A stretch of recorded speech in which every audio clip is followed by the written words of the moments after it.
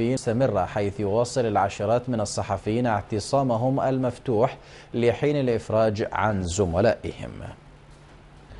استأنف المرشحون للانتخابات الرئاسية في مصر حملاتهم الدعائية لعرض برنامجهم، وقد تباينت المواقف من فكرة عقد تحالفات سياسية بتنازل بعض المرشحين لتعزيز حظوظ آخرين.